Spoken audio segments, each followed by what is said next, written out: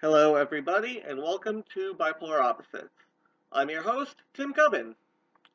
Bipolar Opposites is a web series focusing on subjects that people don't know much about, if it's known about, or that people don't want to talk about. I'm living with bipolar disorder myself, and I have a unique way of looking at the world. You could say I see the world for what it is, even if other people don't see it the same way. I often talk about personal subjects and share my insights on them from a first-hand experience. Alright, let's get down to business. This episode is about my insight on suicide, which I have plenty of. I often share statistics and definitions about my subject, but those have been mentioned in a previous episode, Robin Williams' Part 4 Suicide. So if you want information, feel free to visit that previous episode. This episode will talk about what it feels like to be suicidal, examples of when I tried to follow up on these feelings, and how I got through them. From here on, this video will get very intense. And if I get emotional, please don't mind it, as these memories are quite painful. The first time I considered suicide, I was 13 years old. I had lived a crappy life. My parents got divorced when I was 8, which I never got over, and I still have issues with the divorce to this day, especially since my father eventually got remarried, but this incident happened before that. Anyway, I had been on ADHD medications, which I didn't actually have. So I was on the stimulant Ritalin, which they love prescribing to kids who act even slightly different from the other kids, who couldn't sit still, who did anything the teachers didn't like on several occasions. Basically, if you acted out, they shoved pills at you. Not having ADHD and being wrongly medicated made me have a lot of little tics. I pulled my hair, I tapped my feet, I blew spit bubbles, I talked to others in class, and I didn't pay attention, which, by the way, never affected my grades. My father didn't understand the condition and didn't tolerate deviancy. So we often butted heads when I went to visit him on weekends. You know those moments where your parents say, if you don't clean your room, I'm going to throw everything on the floor out? Well, my dad meant it. So, watching hundreds of dollars worth of toys, video games, movies, and comic books, I said what kids say. I never want to see you again. Well, he took it literally. So he left me for almost 2 years. I felt terrible. I blame myself for it.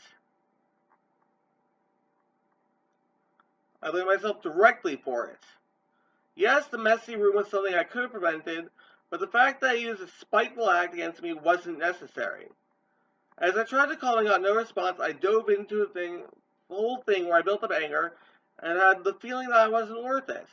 I mean, my dad, who helped me create me, whose blood flowed through my veins, not wanting to have any communications was very damaging. My dad didn't want me. I spent time blaming myself and feeling crap, even wishing I didn't exist, wishing I wasn't alive. Then, on top of that, I was bullied. The cool kids, the big tough ones, wanted to pick on me for no reason. I was small and skinny, never tried to stand out among the other students. Just wasn't, just wanted to get by. I never did my homework, so I had the teachers write in the log what my homework was, and I had to have my mom sign off on it to show that it was done and I paid attention. Staying behind after class was amusing to the big tough guys.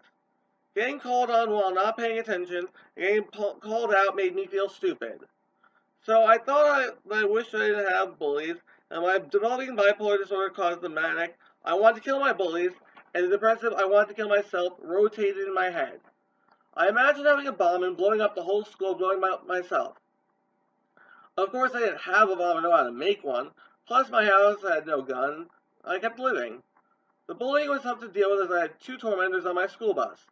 I tried to avoid going on the school bus, going as far as getting daily detention and doing after-school clubs to take the late bus, but this didn't really work out very well. My house is on Sprout Brook, where there was an overhang. I didn't want to live by that point, so I seriously considered jumping onto the rocky stream below. Every day I would get off the bus and head for the overhang. Fortunately, most of the kids on the road kept me from jumping. So one day, I jumped off the roof of my house. Miraculously, all that happened was I got nasty cuts and bruises. I bled a lot, but it wasn't fatal. This made me think my efforts were enough.